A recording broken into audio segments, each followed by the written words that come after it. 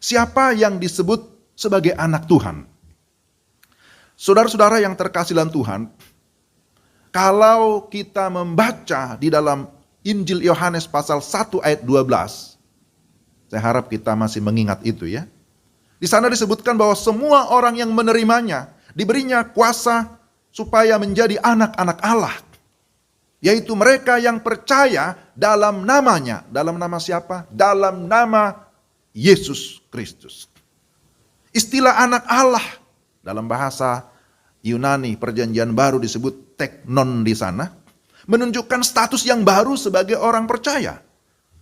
Bahwa dia sudah dilahirkan kembali secara rohani.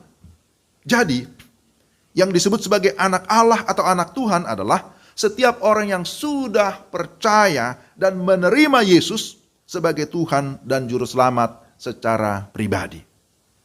Saudara yang terkasih dalam Tuhan, kalau kita membaca selanjutnya dalam Injil Yohanes pasal 8, ketika Yesus berhadapan dengan orang-orang Yahudi, Yesus juga menegaskan bahwa yang disebut sebagai anak Tuhan adalah orang yang menerima Yesus sebagai utusan dari surga, sebagai utusan Allah Bapa. Dia datang untuk menyatakan kebenaran, bahwa dia adalah kebenaran itu, bahwa dia adalah hidup, bahwa dia adalah jalan satu-satunya. Jadi saudara-saudara yang terkasih dalam Tuhan, kepastian keselamatan ternyata bukan berdasarkan keturunan Abraham secara fisik sebagai orang Yahudi. Karena orang-orang Yahudi merasa bahwa mereka sudah menjadi keturunan Abraham, maka mereka memiliki kepastian surga. Apalagi mereka memiliki yang namanya hukum Taurat. Maka Yesus berkata, kalau kamu tidak percaya, tidak menerima Dia yang diutus dari surga, Dia yang diutus oleh Bapa, maka sesungguhnya kamu belum benar-benar merdeka. Kamu bukan orang merdeka. Bahkan dengan keras Yesus menegur mereka, iblislah yang menjadi bapamu. Jikalau kamu menolak kebenaran, iblis adalah bapa segala dusta. Yohanes 8 ayat 44. Maka dengan demikian kita memahami sekarang bahwa secara rohani ada anak Tuhan, tapi sebaliknya ada juga anak iblis. Di sini ada perbedaan yang sangat jelas. Saudara, mari kita lihat bacaan kita, Roma pasal 8. Bahwa dalam bagian ini Rasul Paulus juga menegaskan hal yang sama. Bahwa seseorang disebut sebagai anak Allah bukan berdasarkan hukum Taurat, tetapi berdasarkan iman kepada Yesus Kristus. Maka dikatakan, jika Kristus tinggal di dalam kamu, maka tubuh memang mati karena dosa, tetapi roh adalah kehidupan oleh karena kebenaran. Bisa kita lihat dalam Roma pasal 8 ayat yang ke-10. Jadi ketika kita beriman kepada Yesus Kristus, maka Roh Kudus yang sudah melahirkan kita kembali secara rohani akan mendiami kita, mendiami hati kita secara permanen. Permanen artinya apa? Selama-lamanya. Maka Roma 8 ayat 14 jelas menyatakan bahwa semua orang yang dipimpin Roh Allah adalah anak Allah. Jadi kita lihat di sini begitu jelas.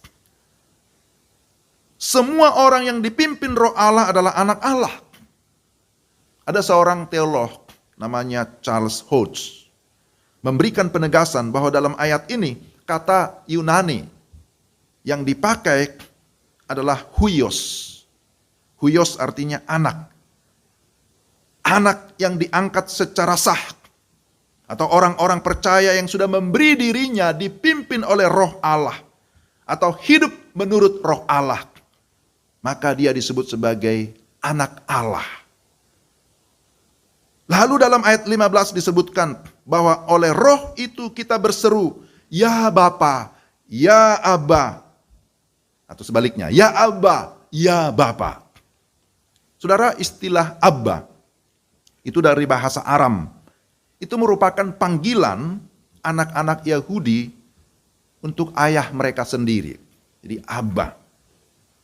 Demikianlah hubungan orang percaya dengan Allah, yakni hubungan sebagai anak dan bapa. Hubungan antara anak dan bapa.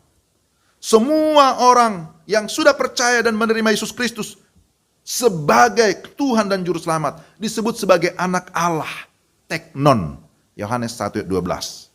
Karena memang sudah lahir secara rohani.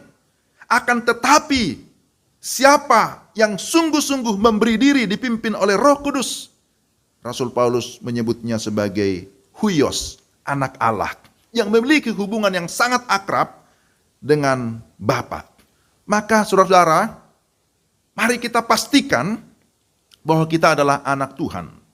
Bukan hanya teknon dalam pengertian, ya saya sudah dilahirkan secara rohani, dilahirkan dari atas, melalui iman kepada Kristus Yesus.